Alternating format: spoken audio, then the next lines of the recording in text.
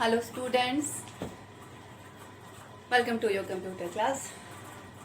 Now we were on the chapter number 4, using Python libraries. First, summarize. What is the library? Library is collection of module. What is a module?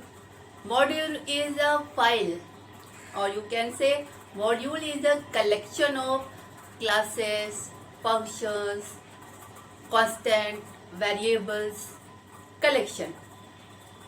Practical term में बात करें तो module is a file .py file.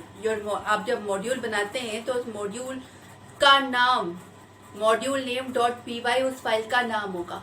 ठीक है. और जब आप import करते हैं तो इंपोर्ट मॉड्यूल नेम करते हैं. .py वहां पे नहीं लगाते, पर उस फाइल का नाम मॉड्यूल नेम .py होना चाहिए. Practically, a module is a file extension .py and the libraries is like a directory containing all .py files, all modules. Right?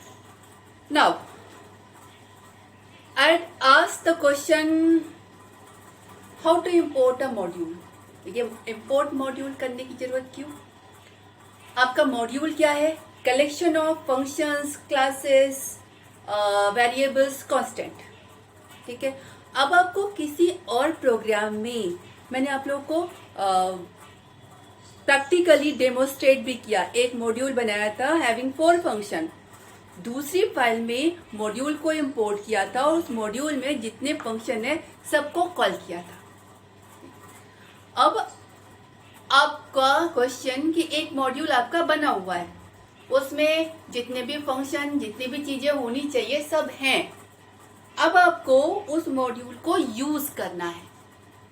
Use करना है मतलब उस मॉड्यूल में जो फंक्शन है, कांस्टेंट है, वेरिएबल है, उनको आपको यूज करना है. How you will use that function? उस फंक्शन को यूज करने के लिए आपको मॉड्यूल को इंपोर्ट करना पड़ेगा. ठीक है. अब मैंने आप लोगों से क्वेश्चन पूछा था, how to import a module, how many ways. One answer has come,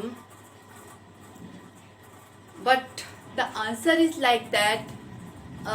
not computer science student has given the answer. I didn't recognise the name कि the student was the CS student or the non-CS student, so I didn't give in the answer in the app. Right? Now come to the how to import.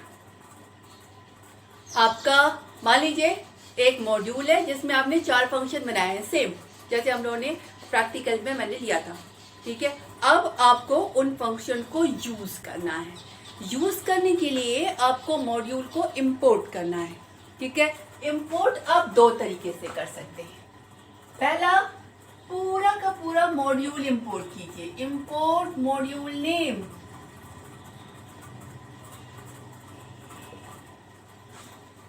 पूरा का पूरा module आपका import हो जाएगा.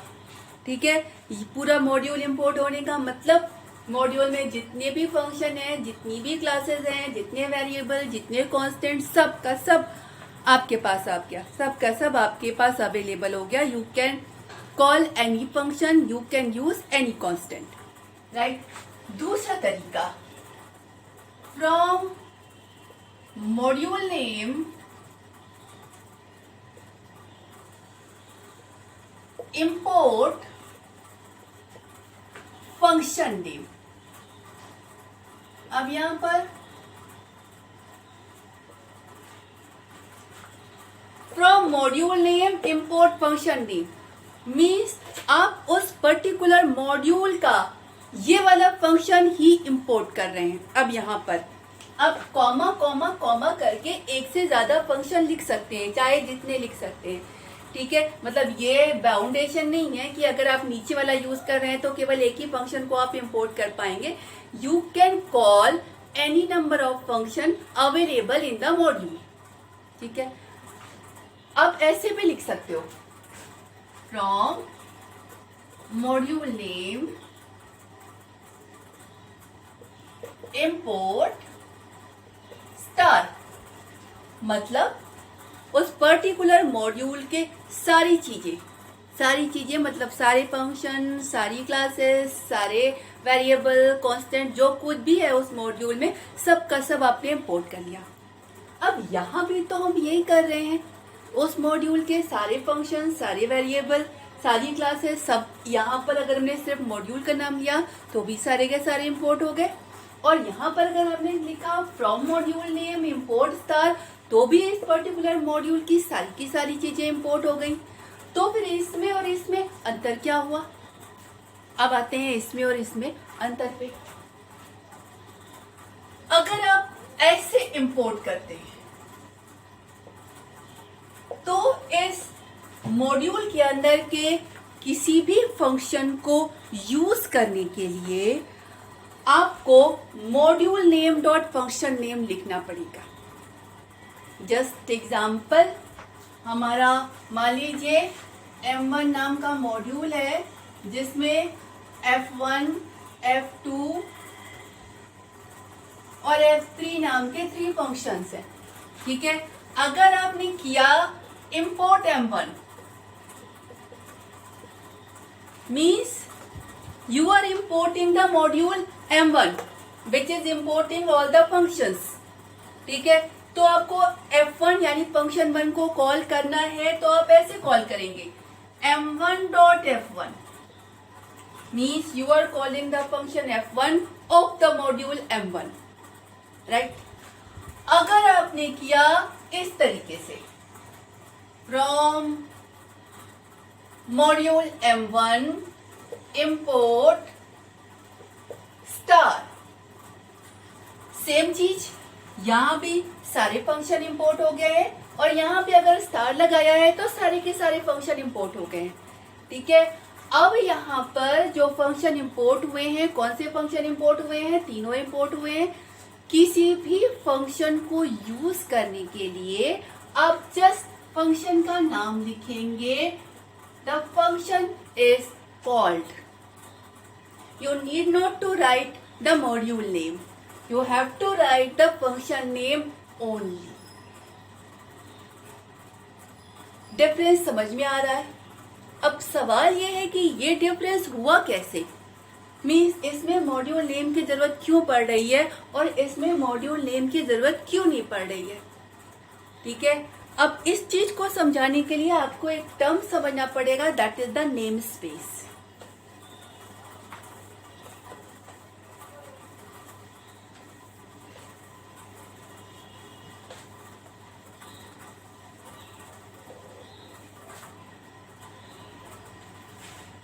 Name space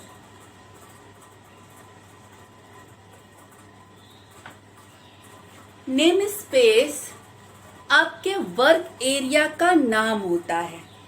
ठीक है, मतलब आपका कह सकते हैं मेमोरी एरिया का नाम या वर्क एरिया का नाम नेम स्पेस कहलाता है। ठीक है, अब जैसे आप कोई मॉड्यूल बना रहे थे तो फाइल का नाम मॉड्यूल नेम डॉट py रखा। अब आइए अपने प्रोग्राम में आप कोई मॉड्यूल नेम बना रहे हैं, नॉर्मल प्रोग्रामिंग कर रहे हैं। ठीक है, तो आपके जो नेम स्पेस है उसका नाम जो आपकी फाइल का नाम है वही होगा।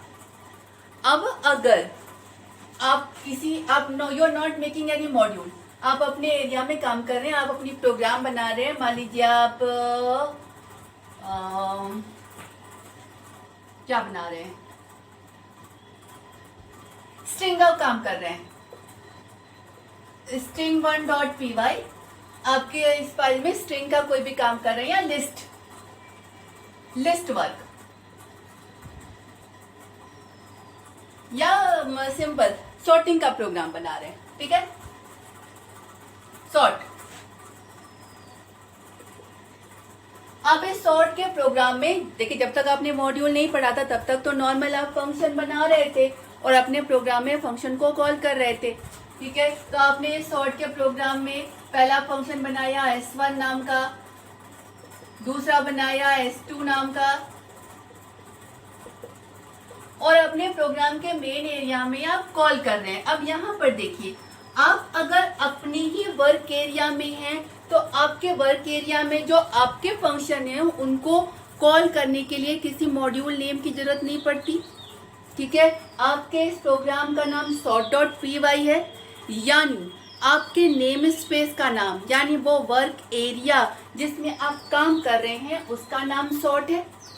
ठीक है, और अगर आप अपने वर्क एरिया के अंदर ही सॉर्ट के अंदर ही काम कर रहे हैं तो अपने वर्क एरिया के अंदर के किसी भी फंक्शन को कॉल करने के लिए आपको वर्क एरिया का नाम लिखने की जरूरत नहीं पड़ती। जहां आप कॉल कर रहे हैं वहीं आप हैं और जो फंक्शन है वो भी उसी एरिया के अंदर है।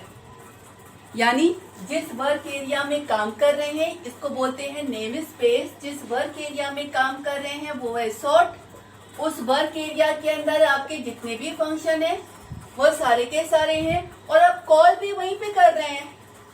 तो अब आप अपने ही वर्क एरिया के अंदर के फंक्शन को कॉल कर रहे हैं तो आपको किसी भी मॉड्यूल नेम या कुछ भी लिखने की जरूरत नहीं, सब कुछ आपके अंदर है। बाहर के किसी को कॉल करेंगे तो मॉड्यूल नाम लिखना पड़ेगा। नाउ जब आप इंपोर्ट मॉड्यूल नेम करते हैं तो क्या होता है? नेम स्पेस समझ लीजिए, name space is the work area of the program और उस वर्क एरिया का नाम जनरली आपके प्रोग्राम का नाम होता है। ठीक है, वो वर्क एरिया जो आपको वर्क करने के लिए अलोकेट किया गया, आपके प्रोग्राम का एरिया जिसमें आपके प्रोग्राम के फंक्शन, आपके प्रोग्राम की लाइनें हैं। ठीक है, तो आप अपने ही प्रोग्राम की लाइन में अपने ही प्रोग्राम के किसी फंक्शन को कॉल करते हैं तो किसी अलग से नाम की जरूरत नहीं है। Now what is in the case if you do import module? Just take the example. If a module named m1 okay, m1.py है, इस m1.py के अंदर फंक्शन 1, फंक्शन 2, फंक्शन 3 फंक्शंस हैं। Know your working area. ठीक है, अब आपने क्या किया? Import m1 means you are importing the module m1। ठीक है, आपके प्रोग्राम का नाम, मान लीजिए आपके प्रोग्राम का नाम आप क्या कर रहे हो, लिस्ट का वर्किंग कर रहे हैं, टू प्ले की वर्किंग कर रहे हैं, सॉर्टिंग का ही प्रोग्राम कर रहे हैं। ठीक है, तो आपके प्रोग्राम का नाम मान लीजिए sort.py है। ठीक है, आपका प्रोग्राम जिसमें आपका मेन फंक्शन होगा, non main function, main area होगा जिसमें आप इन फंक्शन को कॉल करेंगे। ये मॉड्यूल है जिसे आप बना चुके हैं, उस मॉड्यूल का नाम m1.py है। तो इंपोर्ट करने के लिए इंपोर्ट मॉड्यूल नेम किया है। ठीक है, इंपोर्ट मॉड्यूल नेम करेंगे तो ये सारे फंक्शन आपके पास अवेलेबल हो गए। अब आपने अपने में वेरिएबल डिक्लेयर किया, x is equal to 10, y is equal to 20 and now you have to call the function f1। अब इतनी दूरी में होता क्या है? When you are executing this program there is work area name space, sort नाम का नेम स्पेस आपके प्रोग्राम के नाम से अवेलेबल हो गया। अब आप अपने प्रोग्राम में कोई वेरिएबल डिक्लेयर कर रहे हैं तो वो इसके अंदर है। When you import m1, अगर आप इस तरीके से लिखते हैं import module name, तो क्या होता है? इस मॉड्यूल के नाम का एक दूसरा वर्क एरिया अलोकेट होता है जिसमें इसके सारे फंक्शंस आ जाते हैं, फंक्शंस, वेरिएबल्स, कांस्टेंट, जो भी है। ठीक है, अब आपको इसके f1 फंक्शन को एक्सेस करना है, कॉल करना है। आप यहाँ पर हो, ठीक है, आपको इस फंक्शन को कॉल करना है तो आपको module name dot function name बताना पड़ेगा, क्योंकि यहाँ पर तो नहीं पता ना कि f1 कहाँ है, आपके एरिया में तो नहीं है। ठीक है, आपके एरिया में नहीं है तो किसके एरिया में है ये आपको बताना पड़ेगा, क्योंकि जब आप इंपोर्ट m1 करते हैं तो एक अलग से नेम स्पेस मॉड्यूल के नाम का आपको अलोकेट होता है और मॉड्यूल के सारे फंक्शन उसी नेम स्पेस में होते हैं। तो आपको किसी भी फंक्शन को कॉल करने के लिए मॉड्यूल का नाम और फंक्शन का नाम दोनों लिखना पड़ेगा। यानी आपको F1 को कॉल करना है तो आपको m1.f1 लिखना पड़ेगा, तभी कॉल हो पाएगा, राइट। जब आप इंपोर्ट मॉड्यूल नेम करते हैं तो ये होता है, means a name space of your program, it is allocating another name space of that module, और जितने भी चीजें उस मॉड्यूल के अंदर हैं वो उस मॉड्यूल के नेम स्पेस में अवेलेबल होती है, ठीक है। अब आते हैं, देखते हैं अगर हमने import from module name import star किया तो क्या होता है। मॉड्यूल वही है, ठीक है। अब हमें देखिए इंपोर्ट मॉड्यूल नेम में भी सारे फंक्शन हमारे पास आ रहे हैं, और from module name import star में भी सारे फंक्शन हमारे पास आ रहे हैं। अब देखते हैं कि अगर हमने लिखा, ये हमने मॉड्यूल बनाया, अगर हमने लिखा फ्रॉम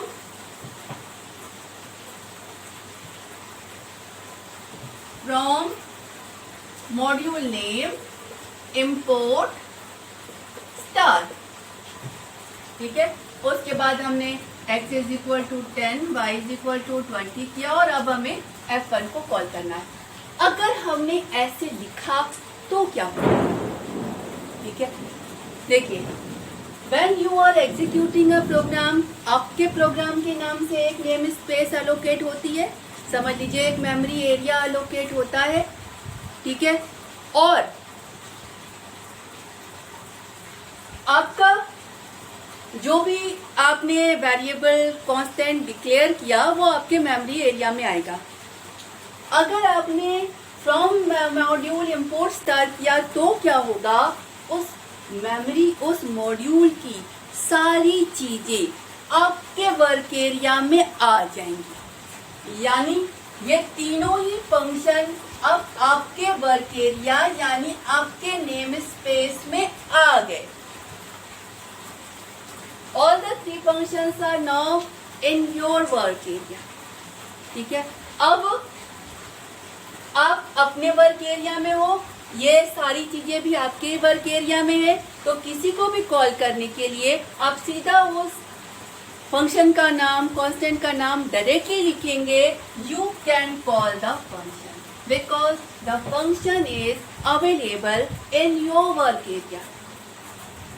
अगर आप इंपोर्ट मॉड्यूल नेम करेंगे तो अलग से वर्क एरिया, अलग से नेम स्पेस एलोकेट होगा, और अगर आप from module name import function name करेंगे तो ये जो इतने भी फंक्शन हैं, जितनी भी क्लासेस हैं या जो भी आपने इंपोर्ट किया वो सारा का सारा आपके वर्क एरिया में आ जाएगा।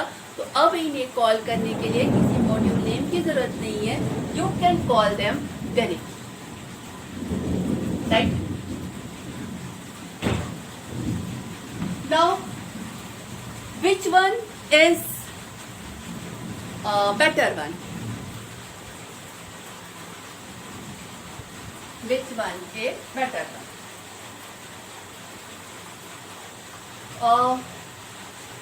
Okay. Let's say its M1 module has one constant. In your book, there is a conversion temp conversion module and has a constant freezing C. अब हम कुछ और ले लेते हैं, ठीक है। मान लीजिए इसमें कोई कांस्टेंट हमने पाई, एक कांस्टेंट पाई नाम का जिसकी वैल्यू 3.14 है इस मॉड्यूल में, राइट।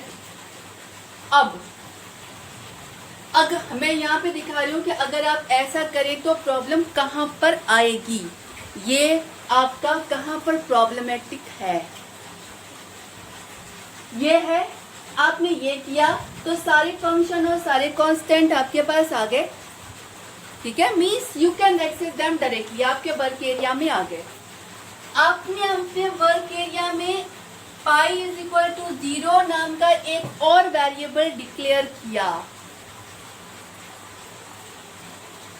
अब अगर आप एक्सेस करेंगे पाई को, प्रिंट पाई,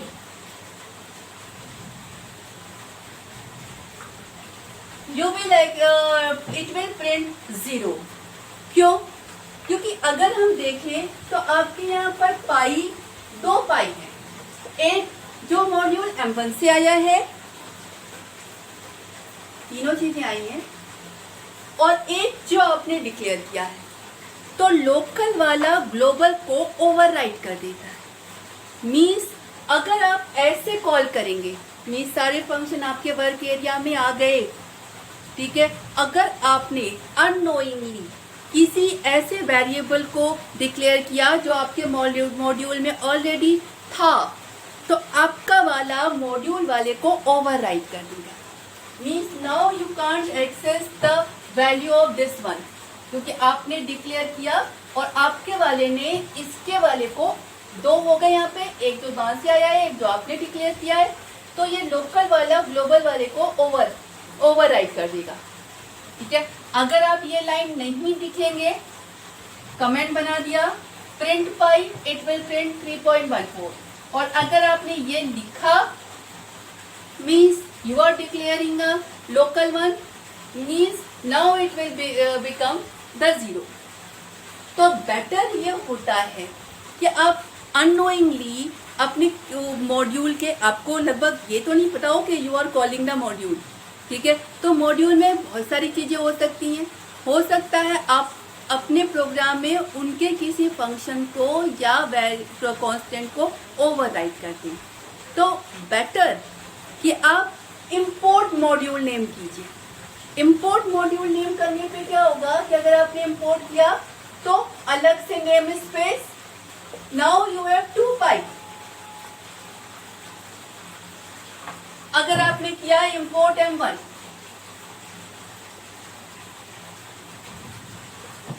अलग से नेम स्पेस M1 और ये आपका नेम स्पेस। अब अगर पाई इज इक्वल टू 0 भी किया, प्रिंट पाई 0 प्रिंट होगा, और अगर आप करेंगे प्रिंट M1 डॉट पाई तो ये आपका 3.14 होगा। यानी आपके नेम स्पेस का कोई भी फंक्शन या कोई भी कांस्टेंट मॉड्यूल वाले को ओवरराइड नहीं कर पाएगा। क्यों? क्योंकि दोनों के नेम स्पेस, दोनों के वर्क एरिया अलग है, ठीक है। तो बेटर की यूज, क्योंकि 2 अलग अलग नेम स्पेस होते हैं, तो ओवरराइड होने की फिर कोई चांस नहीं। Okay, sufficient one. Okay, thank you.